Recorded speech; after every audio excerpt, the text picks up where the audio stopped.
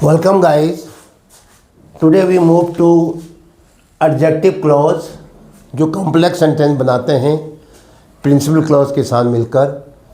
कैसे बनाया जाता है एडजेक्टिव क्लॉज? जैसे एडजेक्टिव की जो विशेषता होती है, क्या करता है एडजेक्टिव, किसको डिफाइन करता है? नाउन और प्रोनाउन को। अगर वो क्लॉज अगर नाउन और प्रोनाउन को डिफाइन कर रही है तो हम उसको क्या कहेंगे? एडजेक्टिव क्लॉज कहेंगे। जैसे एडजेक्टिव के शब्द क्या होते हैं? आपने देखा रिलेटिव प्रोनाउंस होते हैं वो, जैसे विच कोई वस्तु के पीछे आती है, जो हु जो प्राणी के पीछे आता है, ऐसे हुज किसी प्राणी के लिए कहा जाता है, ऐसे हुम हुज जो है किसी वस्तु के लिए कहा जाता है, हुम जो है किसी प्राणी के लिए कहा जाता है जिसका। ऐसी एज सच के साथ आता है, सच कहीं अगर आया है ऐसा तो यहाँ एज आएगा। और डैट नाउन क्लॉज में भी डैट आया था, वहाँ इसका अर्थ था कि, और यहाँ इसका अर्थ हो जाएगा जो कि, जिसे कि, जैसा कि। ऐसे रिलेटिव एडवर्ब आते हैं। व्हेन समय बताता है, वेयर स्थान बताता है, व्हाई कारण बताता है, हाउ एडवर्ब ऑफ मैनर तरीका बताता है, व्हाट ये भी जो है विच और किसके साथ आता है? हु के जगह में आता है, जो कि, जैसा कि, जिसे कि, वहाँ पर भी इसका प्रयोग किया जाता है। ऐसे डैट का प्रयोग भी आप जानते हो, ये भी वस्तु की विशेषता बताता है। कोई मशीन है, कोई घड़ी है, कलपुर्जा है, वहाँ पर हम विच नहीं लगाते हैं। वस्तु के पीछे तो विच आता है, लेकिन वहाँ पर हम विच नहीं लगाते हैं, वहाँ पर हम क्या लगाते हैं? डैट लगाते हैं। वो ज़्यादा उपयुक्त माना जाता है। तो इसका मतलब ये हुआ कि इन शब्दों से, ये जो शब्द दे रखे हैं एडजेक्टिव है, ये जो शब्द दे रखे हैं एडजेक्टिव है, क्योंकि ये भले ही रिलेटिव प्रोनाउंस हैं लेकिन एडजेक्टिव का काम करते हैं। ये रिलेटिव एडवर्ब्स हैं, एडजेक्टिव का काम करते हैं। एडजेक्टिव क्या करता है, कहा आपने अभी, नाउन और प्रोनाउन को डिफाइन करता है। वह लड़का जो, वह लड़की जिसे, यह स्थान जहाँ, यह वही समय है, या वह कब आएगा। जैसे हम कहते हैं कब आएगा, कब, तो ये शब्द जो है समय के पीछे अगर आ रहा है तो वह क्या बनाएगा? नाउन के पीछे, प्रोनाउन के पीछे अगर आ रहा है तो उसको डिफाइन कर रहा है। अगर यही शब्द जो है, मैं तुमको एक बात और बताऊं, यही शब्द जो है अगर किसी भर्ब के पीछे आएंगे, अनुमान लगाओ, भर्ब के पीछे आएंगे तो वह भर्ब को डिफाइन करेंगे। फिर तो भर्ब को डिफाइन करने वाला एडजेक्टिव नहीं होता है, भर्ब को डिफाइन करने वाला होता है एडवर्ब। वो एडवर्ब क्लॉज बनाएगा। थोड़ा सा दोनों का अंतर कितनी आसानी से समझ सकते हैं आप। अगर नाउन और प्रोनाउन के पीछे आते हैं ये शब्द तो आप कहोगे साहब तो नाउन और प्रोनाउन को डिफाइन कर रहा है, तो ये एडजेक्टिव क्लॉज हो गया। अगर यही शब्द भर्ब के पीछे आते हैं तो आप कहोगे तो फिर भर्ब को डिफाइन कर रहा है, तो वह क्या हो जाएंगे? एडवर्ब क्लॉज हो जाएंगे। जो परिभाषा, जो डेफिनेशन एडजेक्टिव की होगी वही एडजेक्टिव क्लॉज की भी हो जाएगी। जो परिभाषा, जो डेफिनेशन एडवर्ब की होती है तो वही एडवर्ब क्लॉज की भी हो जाएगी। चलिए आज तो हम एडजेक्टिव क्लॉज में हैं। ये किसके साथ आएंगे? प्रिंसिपल क्लॉज के साथ। प्रिंसिपल क्लॉज का अर्थ पूरा होता है, अपने आप में संपूर्ण होता है। वह सिंपल सेंटेंस की भांति होता है। अगर स्वतंत्र रूप से आएगा तो वह सिंपल सेंटेंस कहलाएगा। एक सब्जेक्ट एक वर्ब होगी उसमें। लेकिन ये टुकड़ा जो दूसरा होगा वह किससे शुरू करेगा? इन शब्दों से। इसलिए तुम कहोगे साहब जब उसको हम अलग से बोल रहे हैं तो अर्थ पूरा नहीं निकल रहा है, ऐसा लग रहा है कि इसके आगे एक सेंटेंस और आना चाहिए। तो जो सेंटेंस आना चाहिए वो तो प्रिंसिपल क्लॉज है, और जब उसको हम रख देते हैं और फिर इसको रखते हैं, अब आपने कहा साहब ये तो बढ़िया सेंटेंस बन गया। तो उस सेंटेंस को अंग्रेजी में कॉम्प्लेक्स सेंटेंस कहा जाता है। क्लियर हो गया? क्या है इसमें? कॉम्प्लेक्स सेंटेंस में एक प्रिंसिपल क्लॉज, बाकी सबऑर्डिनेट क्लॉज। सबऑर्डिनेट क्लॉज क्या होती हैं? वो नाउन का काम कर सकती हैं, एडजेक्टिव का काम कर सकते हैं, एडवर्ब का। तो इसका मतलब सबऑर्डिनेट क्लॉज 3 प्रकार के होते हैं। नाउन क्लॉज जो आप पढ़ चुके हैं, एडजेक्टिव क्लॉज इसे आज आप पढ़ रहे हैं, एडवर्ब क्लॉज इसे अब आगे पढ़ेंगे। चलिए आज हम इसको एक्सरसाइज नंबर 1 से समझते हैं। एक्सरसाइज है combine the following sentences into complex sentence by using adjective clause. दिए गए सेंटेंसेस को, जो आपको सेट्स ऑफ सिंपल सेंटेंस दिए गए हैं। ये भी सिंपल सेंटेंस है, ये भी सिंपल सेंटेंस है। सिंपल का मतलब एक सब्जेक्ट एक वर्ब, एक सब्जेक्ट एक वर्ब। ऐसा जो सिंपल सेंटेंस है, दो सिंपल दे रखे हैं, उनको मिला करके एक कॉम्प्लेक्स सेंटेंस बनाना है। फिर एक ही वाक्य बनेगा वो। अभी तो दो अलग अलग है, फिर एक ही बनेगा। क्लियर हो गया? उसमें एक प्रिंसिपल क्लॉज होगी, दूसरी क्या होगी? Adjective clause. By using adjective clause कह रहा है। भले ये वाक्य आपको एडवर्ब से भी बन सकता है, नाउन क्लॉज से भी बन सकता है, लेकिन यहाँ पर आपके सामने क्या है? एक प्रतिबंध है, रिस्ट्रिक्शन है कि आप न तो एडवर्ब यूज करोगे न नाउन करोगे, फिर क्या करोगे? एडजेक्टिव क्लॉज, ताकि आप एडजेक्टिव क्लॉज के बारे में जान जाओ। मैं बोलता हूँ sentence number 1, my brother is a rich man. मेरा भाई एक धनी व्यक्ति है। He has gone on a tour. वह एक टूर पर गया है। अब तुमने एक बात ध्यान रखी है, हमने अभी अभी कहा, एक वाक्य तो क्या बनेगा? Principal clause.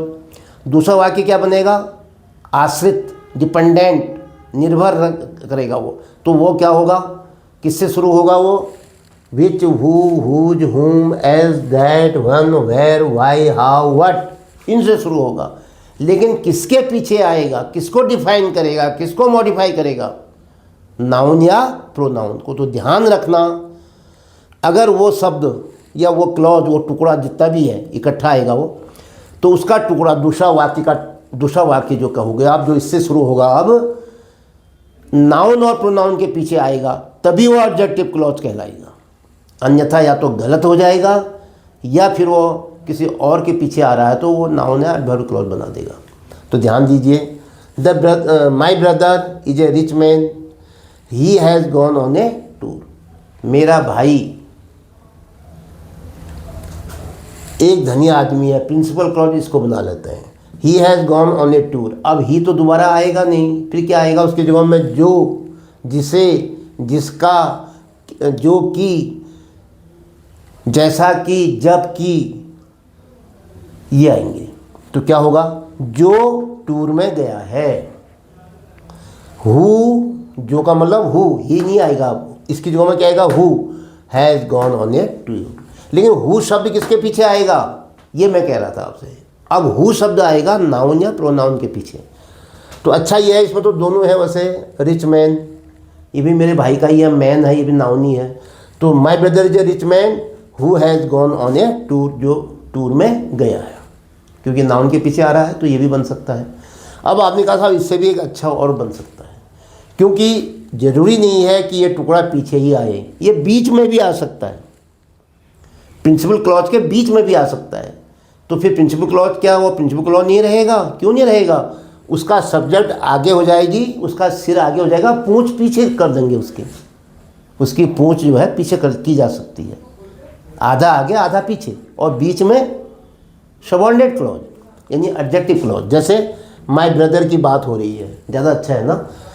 रिच मैन भी सही था, ऐसी बात नहीं है, लेकिन ये और अच्छा लग रहा है। My brother who has gone on a tour, जो एक टूर में गया है। भाई की बात हो रही नहीं हो रही है, तो उसके पीछे लिखोगे तो और अच्छा बन जाएगा। Is a rich man, principal clause का बाकी टुकड़ा उसकी पूंछ पीछे आ जाएगी। तो क्या कहोगे, क्या बनेगा? My brother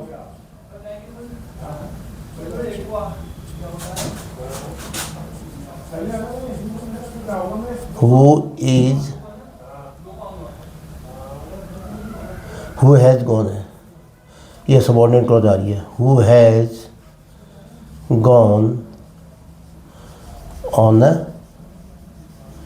tour. अब माई ब्रदर के पीछे का टुकड़ा जो था आपका, उसको अब लिख लो, is a rich man.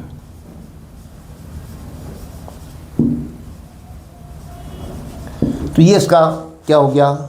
My brother is a rich man, principal clause, who has gone on a tour, subordinate adjective clause. और इसको ऐसे भी लिख सकते थे आप, आपने कहा था माई brother is a rich man, man भी नाउन है, who has gone on a tour, जो टूर पर गया है। मुझे ये अच्छा लगा, मैंने आपको ऐसे समझाया कि जो सबऑर्डिनेट क्लॉज है उसको बीच में भी लिखा जा सकता है, लास्ट में भी लिखा जा सकता है। केवल ध्यान ये देना है कि वो नाउन के पीछे आए, प्रोनाउन के पीछे आए। जो वर्ड डिफाइन कर रहा है, तो जब वर्ड डिफाइन करेगा तो पूरी क्लॉज ही डिफाइन करेगी उसको, अब तो उसके पीछे आएगा। नाउन या प्रोनाउन के। Next number 2, you are not listening to my words, आप मेरे शब्दों पर ध्यान नहीं देते हैं, आप मेरे शब्दों पर ध्यान नहीं दे रहे हैं। Can you tell me the reason, क्या आप मुझे कारण बता सकते हैं, क्या आप मुझे कारण बता सकते हैं। तो अब क्या होगा, you are not listening to my words एक, can you tell me the reason, क्या आप मुझे कारण बता सकते हैं दो, नंबर 2, दोनों को मिला के एक बनाना है।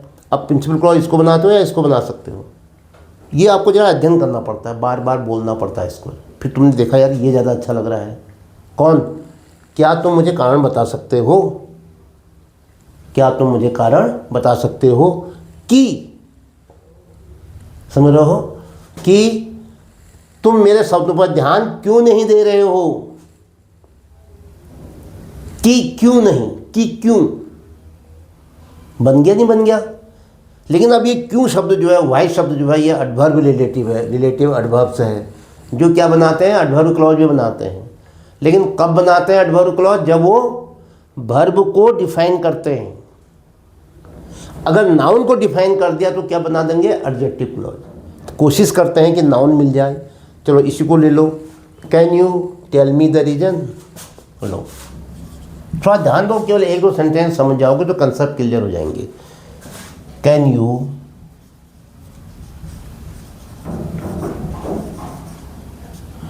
टेल मी द रीज़न,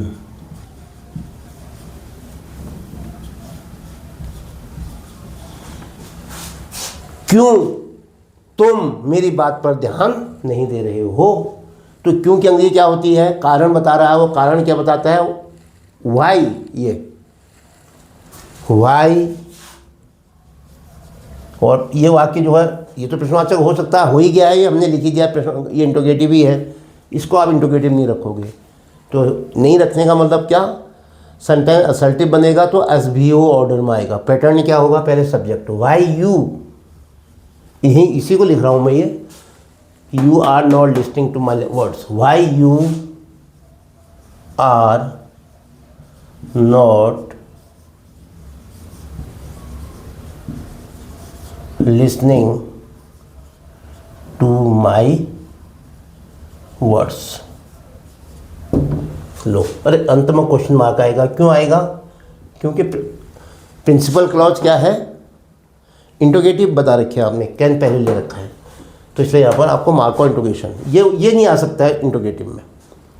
तो क्या कहोगे, क्या बनाया आपने, can you tell me the reason, कैसे हुआ ये एडजेक्टिव बताओ। तो वाई तो बनाता है एडवर्ब क्लॉज, तो यहाँ पर हम कह रहे हैं ये एडजेक्टिव क्लॉज बना दिया इसने। कैसे बनाया, क्या तुम मुझे कारण बता सकते हो। देखो ये रीज़न, कारण, रीज़न जो है एक क्या है, एब्स्ट्रैक्ट नाउन है।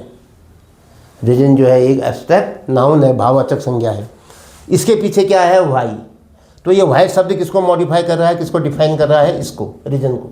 तो पूरी क्लॉज किसको डिफाइन कर रही है, रीज़न को, नाउन को। तो इसलिए क्लॉज क्या कहलाएगी, नाउन या प्रोनाउन को डिफाइन करने वाली क्लॉज कहलाती है एडजेक्टिव क्लॉज। तो वो एडजेक्टिव क्लॉज हो जाएगा। एक बात बताऊँ मैं आपको, मैं रीज़न को मिटा देता हूँ लो। अब मैंने क्या है, कैन यू टेल मी को भी हटा दो, कैन यू टेल मी, चलो ठीक है, क्या आप मुझे बता सकते हो, ये भी प्रोनाउन आ गया, ये भी वही आ जाएगा, क्या आ जाएगा, एडजेक्टिव क्लॉज ही हो जाएगा। कैन यू टेल, बस, कैन यू से, can you define, can you clarify. अब मैंने क्या कर दिया, वर्ब ले लिया, तो क्या हो जाएगा, कैन यू से, कैन यू एक्सप्लेन, ये वर्ब ले लिया। अब वर्ब के बाद अगर वाई आ रहा है तो अब क्या बना, ये पूरा वाक्य, ये एडवर्ब क्लॉज हो गया। थोड़ा सा समझना बहुत ज़रूरी है। अगर वर्ब के बाद आता है या ये वाई शब्द अगर वर्ब को डिफाइन करता है तो निश्चित है वो एडवर्ब क्लॉज। अगर यही वाई शब्द अगर नाउन को डिफाइन करता है तो एडजेक्टिव क्लॉज। बस इतना अगर आप समझ जाओ तो आप क्लॉजेस यानी एडजेक्टिव और एडवर्ब के बीच के डिफरेंस को समझ जाओगे। तो क्या है, can you tell me the reason. ये नाउन चाहिए हमको, नाउन मिल गया हमें। Next, a cat was very hungry, एक बिल्ली बहुत भूखी थी। इट एट अप 2 माइस, इसने 2 चूहियाँ खा दी। तो क्या कहोगे, एक बिल्ली बहुत भूखी थी, ये बनना है प्रिंसिपल क्लॉज हमारा। इस बिल्ली ने 2 चूहे खा दिए। तो क्या करोगे, जिसने चूहे जिसने खाए हैं ना उस बिल्ली ने, अब उस बिल्ली दोबारा बिल्ली तो आएगी नहीं, इट भी नहीं आएगा प्रोनाउन, फिर क्या आएगा, उसकी जगह में ये आएंगे which, who, whose, whom, as, that, when, where, why, how, what. यहाँ पर तो प्राणी के द्वारा कुछ काम करने की बात हो रही है, तो ये रिलेटिव प्रोनाउन ही आएगा। जिस चूहे ने जिसने 2 चूहे खा दिए, तो क्या कहोगे ना, जिस बिल्ली ने 2 चूहे खा दिए। ये कैट वॉज वेरी हंग्री, अगर मैं एडजेक्टिव करता हूँ, देखो ये हंग्री तो एडजेक्टिव है, इसके पीछे लाता हूँ हु एट, तो ये एडजेक्टिव की को डिफाइन करने वाला एडवर्ब हो जाता है, ये एडवर्ब क्लॉज बन जाएगी हमारी। सेंटेंस तो कॉम्प्लेक्स रहेगा ही, लेकिन क्या होगा, हमें तो बाय, हमारे लिए कंडीशन क्या है, बाय यूजिंग एडजेक्टिव क्लॉज, इसलिए हम हंग्री के पीछे तो इसको नहीं रख सकते। तो किसके पीछे रखेंगे, नाउन के पीछे। अ कैट इसके पीछे रख दो और वॉज वेरी हंग्री को पीछे रख देना, ये इसका सिर हो गया, सब्जेक्ट हो गया, और इसके पीछे जो इसका बाकी हिस्सा है उसको बाद में लिख लेना। तो ये कैट, अब बताओ, जिसने 2 चूहे खाए, उसी की बात तो हो रही है यहाँ भी वॉज वेरी हंग्री, बहुत भूखी थी। ठीक है, तो क्या कहा मैंने, बताइए अब अगर आप समझ गए हो तो। अ कैट, ये प्राणी है तो इसके पीछे क्या आएगा, हु आएगा। जिस प्राणी ने, जिसने क्या कहा, 2 चूहे खाए, हु, अब ये टुकड़ा पूरा ही लाओगे आप, हु एट अप 2 माइस, लो इतना टुकड़ा जो है ये हु एट अप 2 माइस, ये सबऑर्डिनेट एडजेक्टिव क्लॉज बन गया, क्योंकि हु शब्द जो है नाउन के पीछे आ रहा है। तो हु एट अप 2 माइस जो है इस कैट को डिफाइन कर रहा है, क्लॉज ही पूरी डिफाइन कर रही है, अब तो एडजेक्टिव क्लॉज कहलाएगी। अब अ कैट का बाकी हिस्सा क्या था, वो कैट का बाकी हिस्सा वॉज वेरी हंग्री। अब लिखो,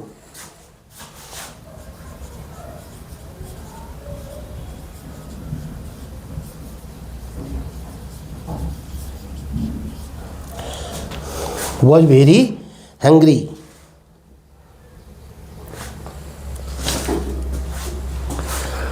तो ध्यान दो, रिलेटिव प्रोनाउन क्या आ गया, हु आ गया। तभी तो इनको कभी भाई बहुत से लोग रिलेटिव क्लॉज भी कहते हैं, जैसे हम इनको कह रहे हैं एडजेक्टिव क्लॉज ना, वो लोग कहते हैं नहीं ये रिलेटिव क्लॉज है, इसमें रिलेटिव एडजेक्टिव नहीं, रिलेटिव प्रोनाउन और रिलेटिव एडवर्ब, इसका नामकरण ही उन्होंने रिलेटिव क्लॉज कर दिया है। लेकिन हम इसको आपको कंफ्यूज नहीं करेंगे। जो बच्चे या जो हमारे प्रतिभागी अल्टी और लेक्चरर का एग्ज़ाम दे रहे हैं, अल्टी और लेक्चरर ना का जो कॉम्पिटिटिव एग्ज़ाम दे रहे हैं जॉब पाने के लिए, उनको मैं एक बात बताता हूँ। अगर मैं यहाँ पर ये कैट की जगह में मैंने कहा ये कैट कॉमा लग दिया मैंने, हु एट अप 2 माइस फिर कॉमा रख दिया, वॉज वेरी हंग्री, तो क्या हो जाएगा, ये अंतर तो कोई नहीं आया। एक बिल्ली जिसने 2 चूहे खाए वो बहुत भूखी थी, लेकिन इसका अंतर बहुत बड़ा होता है। जो पहला वाला टुकड़ा था इसको मैं हटा देता हूँ, लो जो अब ये, इसका मतलब क्या हुआ, ये हुआ defining clause, defining relative clause कहते हैं इसको। डिफाइनिंग का मतलब ये हुआ कि इसको में आप कोई चीज़ डिफाइन कर रहे हो, कुछ चीज़ें छिपा रहे हो, कुछ चीज़ें बता रहे हो, ये हुआ डिफाइनिंग। जैसे एक बिल्ली जिसने 2 चूहे खाए बहुत भूखी थी, इसका मतलब बिल्लियाँ बहुत थी। सुनो, इसका अर्थ हुआ जब हम कॉमा नहीं लगाते हैं, इसका मतलब हुआ बिल्लियाँ बहुत थी, उनमें से एक बिल्ली की बात कर रहे हैं हम, जो भूखी थी उसने खाए 2 चूहे, ये है इसका अर्थ। डिफाइन करा हमने, बहुत सारे चूहों में से एक चूहे को की बात करी हमने, इसका अर्थ ये है। ये भाई हमारे जो छोटी क्लासेस के बच्चे हैं उनके लिए नहीं है, ये मैं उनके लिए कर रहा हूँ जो एनडीए सीडीएस का एग्ज़ाम या यूपीएससी का एग्ज़ाम दे रहे हैं। तो उनको अगर ये लिखा जाता है एट द डिफाइन या non define relative clause, using non define relative clause. तो अगर वो नॉन डिफाइन कहेगा तो फिर आप कंफ्यूज नहीं करोगे। तो नॉन डिफाइन में क्या होगा, देखो अब ये कैट, माइस, आपको इसका अर्थ तो वही है इसका, एक बिल्ली जिसने 2 चूहे खाए बहुत भूखी थी। लेकिन इस कॉमा लगाने से इसका अर्थ बदल गया। पहले का अर्थ तो आप समझ गए, बहुत सारी बिल्लियाँ थी, उनमें से एक बिल्ली जो भूखी थी, बाकी बिल्लियों ने नहीं खाए चूहे, ये मतलब हुआ उसी ने 2 चूहे खाए। क्लियर है? हमने डिफाइन किया यहाँ पर चूहे को, अंतर का है उनका, वो अलग है ये अलग है करके। अब देखो जब मैंने कॉमा लगा दिया इसका मतलब हुआ a cat who ate up 2 mice, एक बिल्ली जिसने 2 चूहे खाए बहुत भूखी थी। बिल्ली एक ही थी, इसके अलावा कोई बिल्ली नहीं थी जिसने 2 चूहे खाए वो भूखी थी। इसको कहते हैं नॉन डिफाइनिंग रिलेटिव क्लॉज। अब ये समझने की बात है, ये जो 2 कॉमा के बीच का है ये क्या हो गया, नॉन डिफाइनिंग रिलेटिव क्लॉज, और ये क्या हो गया, डिफाइनिंग क्लॉज। अगर कॉमा हटा देंगे तो डिफाइनिंग क्लॉज हो जाएगा। तो इसको हम छोटी क्लास के बच्चों को हम कंफ्यूज नहीं कराएंगे, लेकिन जो एलटी और लेक्चर की तैयारी कर रहे हैं उनकी जानकारी में खुद भी होता है, और मैं थोड़ा सा और क्लियर कर दे रहा हूँ।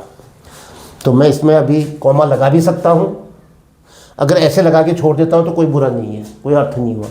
अर्थ में अंतर तो आया, लेकिन समझ गए आप, लगाया जा सकता है करके। तो न लगाने और लगाने में अंतर होता है, उसका अर्थ अलग अलग होता है, ये मैं कहना चाह रहा था। नंबर 4 देखिए, the saint came to a cottage, एक कुटिया में एक संत आया। A blind man was living there with his wife, एक अंधा आदमी वहाँ अपनी पत्नी के साथ रह रहा था। क्या कहोगे, the saint came to a cottage, एक संत एक कुटिया में आया, एक बूढ़ा एक अंधा व्यक्ति वहाँ अपनी पत्नी के साथ रह रहा था। तो आप करो, आप इसको प्रिंसिपल क्लॉज बनाने की कोशिश करो। पहले एक संत एक कुटिया में आया, कौन सी कुटिया में भाई, कुटिया है नाउनी है, जहाँ, क्योंकि ये स्थान है, एक कॉटेज क्या है, एक स्थान है, और स्थान को कौन डेनोट करता है, वेयर, जहाँ, जहाँ की अंग्रेजी क्या होती है, where. Where a blind man was living, अब दियर नहीं आएगा, दियर की जगह में हियर की जगह में क्या आ गया, वेयर, जहाँ। वो जहाँ में ये यहाँ वहाँ जो है वो जहाँ में चला गया, तो ये वाला शब्द जो एडवर्ब है ये नहीं रहेगा अब यहाँ। Where a blind man was living with his wife, जहाँ एक अंधा व्यक्ति अपनी पत्नी के साथ रह रहा था। तो प्रिंसिपल क्लॉज लिखो पहले, पूरा ही लिखने में यहाँ पर सबऑर्डिनेट क्लॉज लास्ट में ही आ रही है। और एक फ़ायदा ये हो रहा है कि हु शब्द किसके पीछे आ रहा है, कॉटेज के पीछे, तो इसका मतलब नाउन को मॉडिफाई कर रहा है, नाउन को डिफाइन कर रहा है। तो क्या कहोगे, द सेंट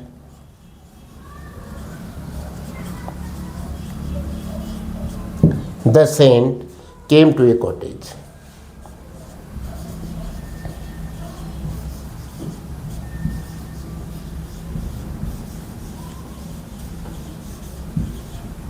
अब इसके बाद क्या लगाएंगे, वेयर, जहाँ, ये जहाँ अ ब्लाइंड मैन,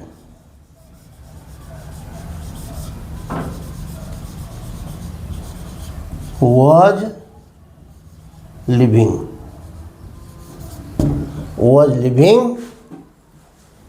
देयर नहीं आएगा, विद हिज वाइफ, क्या आएगा, लिविंग विद हिज वाइफ। ये हियर देयर कहाँ चले गए, यहाँ वहाँ, ये चले गए जहाँ में, वेयर में समा गए। Next, this is the car I use to travel in it, एक प्रिंसिपल क्लॉज बनाओ, इसको बनाने की कोशिश करो पहले। दिस इज द कार, ये वही कार है।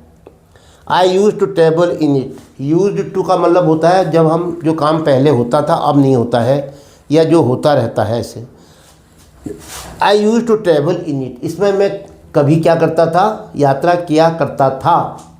तो क्या होगा, ये वही कार है, कार के पीछे देखो जिसमें विच ये वस्तु है ना, डैट विच हुज, बस। तो क्या कहोगे, this is the car which, जिसका, I use to travel in it, जिसमें, है ना, या whose I use to travel in, no, which I use to travel. In it नहीं आएगा इसमें, इन इट की जगह में तो आ गया दिस इज द कार, कुछ हिस्सा हटेगा उसका जरूर। ये आप पूरा सेंटेंस का भाव समझ के बनाओगे। अगर आप कहते हो इसको बनाओ, आई यूज टू ट्रेवल, ये नहीं बन पा रहा है क्योंकि हमें नाउन भी चाहिए ना, नाउन के पीछे आएगा सबऑर्डिनेट क्लॉज, तभी तो एडजेक्टिव बनाएगा। इसलिए यहाँ पर आ जा रहा है कार नाउन है, दिस इज द कार, ये सही बन रहा है।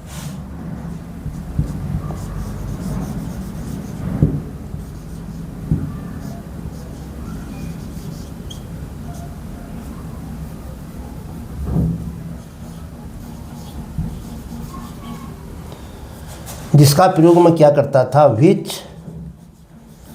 आई यूज टू ट्रेवल,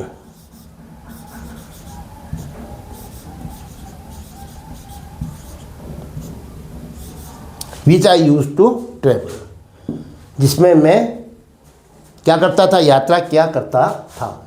जो पहले हुआ करता था लगातार, अब नहीं होता है, उसके लिए ये शब्द आता है यूज टू। नेक्स्ट 6 क्या है, once there was a wolf in the forest, एक बार की बात है जंगल में एक भेड़िया रहता था। ही फाउंड, उसको मिला, the skin of A lion, उसको एक शेर की खाल मिली। तो क्या कहोगे, तो अपने आप ही यही लग रहा है कि ये शब्द, ये जो वाक्य है ये ज़्यादा प्रिंसिपल क्लॉज के लायक है। Once there was a wolf in the forest, एक बार की बात है कि जंगल में एक भेड़िया रहता था। जंगल में, वेयर, जहाँ, फॉरेस्ट क्या है, स्थान है एक, स्थान की मॉडिफाई करने के लिए क्या शब्द आएगा, जहाँ, where he found the skin of a lion, जहाँ उसको शेर की एक खाल मिली। तो सही हो गया ये, once there was a wolf. Principal clause लिख लो पहले, once there was a wolf, once there was a wolf in the forest.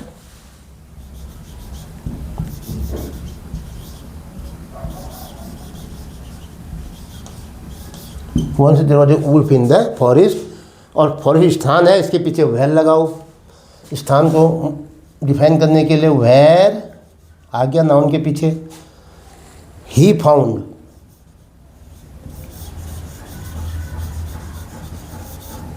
he found the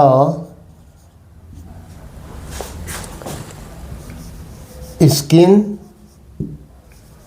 of a lion, जहाँ उसको लॉयन की एक खाल मिली। तो ये जहाँ उसे एक लॉयन की खाल मिली, ये शब्द या ये क्लॉज जो है फॉरेस्ट के पीछे आई है। फॉरेस्ट नाउन है तो नाउन को डिफाइन कर रही है, तो इसलिए क्या हो गई, एडजेक्टिव क्लॉज हो गई। और पहला once there was a wolf in the forest क्या हो गई, प्रिंसिपल क्लॉज। दोनों मिलकर के एक सेंटेंस बनाइए आप, 2 सेंटेंस नहीं रहे, एक प्रिंसिपल क्लॉज, एक सबऑर्डिनेट एडजेक्टिव क्लॉज। तो एक सेंटेंस रहा, और ये सेंटेंस क्या कहलाएगा, कॉम्प्लेक्स सेंटेंस। इसके साथ ही आज का ये वीडियो यहीं पर समाप्त होता है। जय हिंद।